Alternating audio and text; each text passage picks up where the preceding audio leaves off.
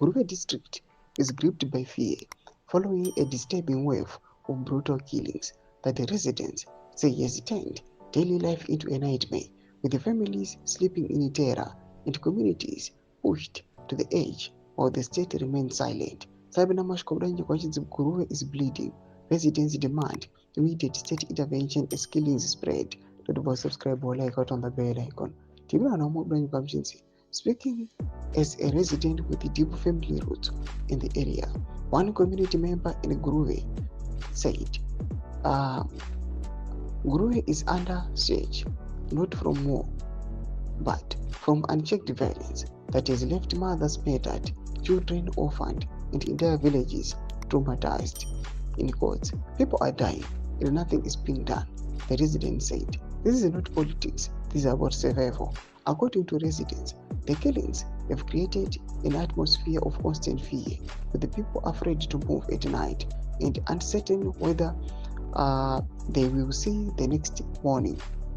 They accuse authorities of failing in their most basic responsibility, protecting human life.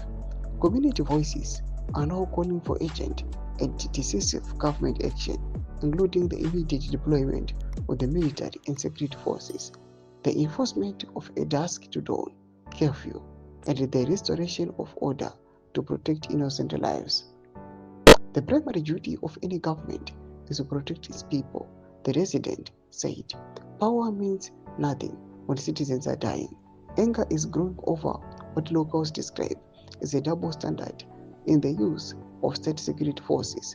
Residents pointed to the speed with which a ZANU PF-led government has previously deployed soldiers against unarmed civilians during protests in Harare, while failing to deploy the same resources to save lives in rural districts like Guruve. Are rural lives cheaper? Are our children expendable?